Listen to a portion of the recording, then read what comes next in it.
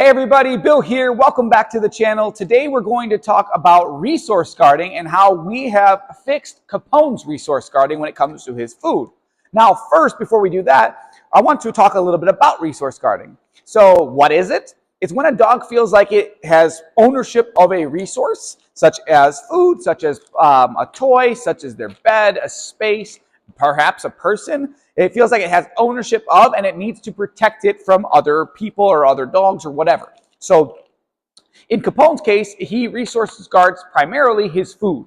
Now, resource guarding can happen for a lot of different reasons. It could be a past experience. It could be a lack of structure in the house, unclear communication around different resources. A lot of the times it happens in houses that don't have proper leadership in place. Okay, where it's very clear that the humans are number one. The humans are the leaders. They make the rules. They own everything. They share everything. But they are the ones that own these things that dogs like to view as resources. Now, in Capone's case, Capone used to eat in his crate, where his food was placed in front at the base of his crate. He would eat inside of it, and then his parents would come and take it away from him when he's done. Now, this would be a very common way that Capone would be held over how he would hold over his food bowl. And it's also important to note that Capone is deaf. That's another important thing to note too, because when we're talking about communication, we have to be able to communicate with him primarily via the leash. So, but a problem was that Capone was feeding without the leash on. So he was off leash, but he was in his crate in a confined space with his resource available to him. And the only time that somebody would come to him would be to take away his food bowl. So he's had a couple of different incidents with that. And it's important to know with resource guarding, it's a very natural behavior for dogs to exhibit. It's very instinctual for them to want to protect something that they think is theirs. However, it does not mean that it's something that we have to tolerate. With good, proper leadership and clear communication, we've been able to completely resolve Capone of any resource guarding. Okay, the way that we're going to do this is simple. Okay, we're just going to show you what our typical feeding time is going to look like now for Mr. Capone. So we've incorporated a lot more impulse control. Capone is a 9-month-old puppy. Again, he's deaf, so we're communicating primarily on the leash, and we're just putting in way more structure around the feeding time. So with Capone's bowl here, you can see that we're putting it right in the middle here, but the bowl itself is not of any value to him unless it's got food in it. So we're just going to take you through a typical feeding time. So I'm going to make sure that he goes into a sit. We're going to practice a little bit of impulse control. Instead of letting him hover over his food,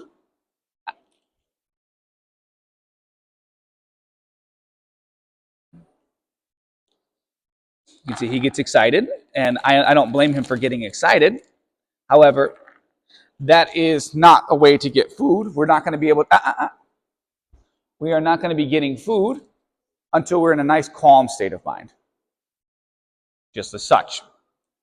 A lot of the times it happens when we are we're letting our dogs just bum rush their bowls, and they get really excited, really aroused, and that will contribute to their resource guarding. So we're just going to come over here for a little bit. We're going to go back into that sit. He has not finished just yet, but instead of me trying to communicate with him clear times of when he can and cannot go get his food, I have no problem with him getting his food. Now,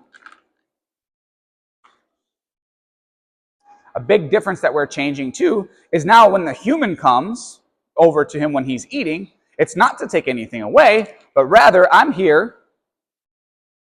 to give. So again, with resource guarding, a lot of the times is that it becomes an association that dogs have with their resources that they need to protect it, because the only time the human comes is to take it away from me. Nope, not in this case, right? I'm coming here and I'm going to come and give you stuff. So I'm going to change the way he views me being around him while he's eating. So I want to make sure that I can grab his leash here, give him some clear communication that we're going to be done for this moment. See how everything is, he's eating in an open space. There's just more structure around his feeding time. Capone's resource guarding was not as serious where it became something where he did have some action to it. So like if I was near his food or something like that, his parents were near his food, they have gotten their hands kind of nipped at and attacked, right? Because he was serious when you pushed him to a certain limit. But now you can see, maybe with Capone being deaf, I want to make sure he knows.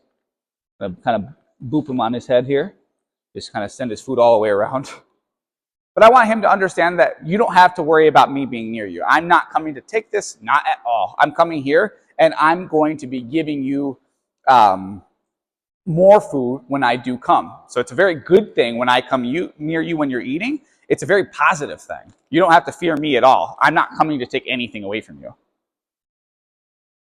But you can notice as well here, his leash is not in the best spot, but he understands leash pressure pretty well. Good boy. Good boy. I know you haven't finished yet. But you can see that Capone understands.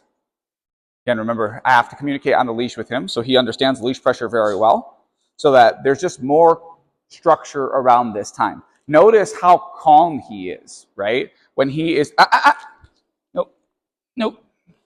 That was not your signal, my friend. And again, notice how when I'm correcting him, it's not because I'm mad at him or anything like that. He just has to be calm around me, around his food, get his clear signal that it's his turn again, and that if I need to communicate with him, such a funny guy. If I need to communicate with him, I'm going to do it on the leash. I'm going to give him clear leash pressure away from the bowl so it doesn't feel like I'm encroaching in on anything from him. My goal is not to make him feel like, I can take whatever I want. This is mine. Get away from it. This is, something that I can take from you. And no, that's completely outdated, right? We don't want to be doing that. So I want him to see as well. I'm actually here. I'm here for a good time. I'm giving you even more stuff.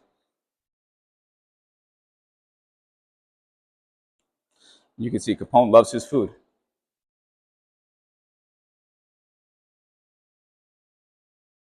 But he's got his paw stuck here. That's a good boy. You're just stuck, buddy. You're stuck. Attaboy. Good job.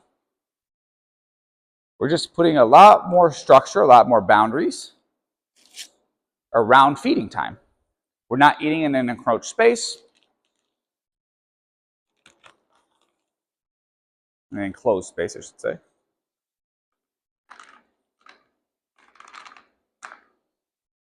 Changing the way he views me as opposed to me coming to take something. No. I'm coming to give more. So the important things you want to think about when it comes to a resource.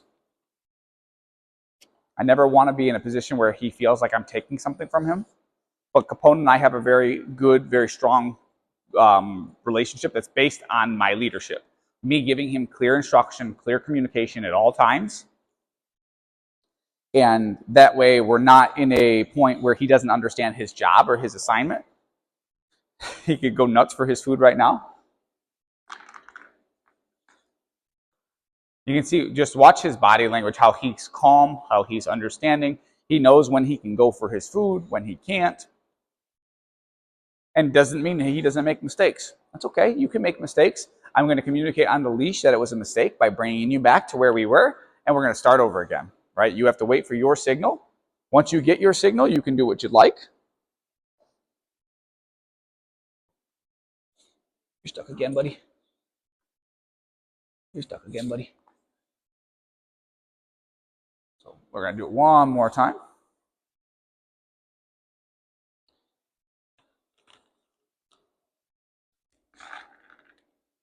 Again, a major mistake that people make when it comes to dogs and guarding and resource guarding, especially when it comes to their food, is that they let their dog just bum rush their bowl, no structure. They just throw the bowl down. You can't even get your hands down. You can't even put the food down without the dog attacking you for it, either literally or just kind of pushing you out of the way, saying, hey, get out of here. That's what's mine.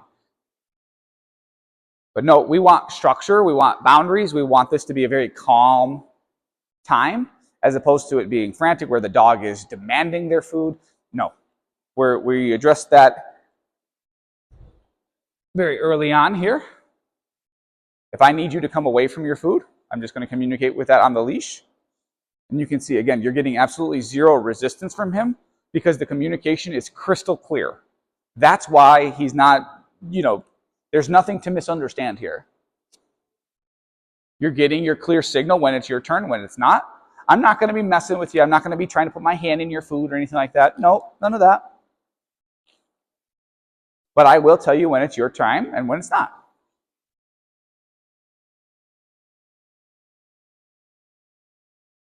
Good boy. Not that he can hear me, but good jobs. There we go. Good boy. So now that we're done, same principle when we are time to pick it up, right? I'm not going to be taking his bowl from him while he is still in front of it. I'm going to be taking it from him when we have some space in between so he doesn't have to feel like he has to defend it. And there it is. There you have it. There you have it there. Nice job from Mr. Capone. If you have any questions or if your dog is a resource guarder, first thing I would start with is your routine, your setup. Does your dog have impulse control? Do you have a setup? Do you have a routine for your dog in order for them to get their food? Are they going wild when they're trying to go after their food where you can't even put your dog's bowl down? Those are some things to consider. You want to consider their mental state around food. We want it to be very calm, not something where it's frantic, where they feel like they have to be defending or anything like that. Okay? If you have any questions, hit me in the comments. As always, make sure you subscribe to the channel if you want more free dog training tips and tricks. Otherwise, I'll see you in the next one.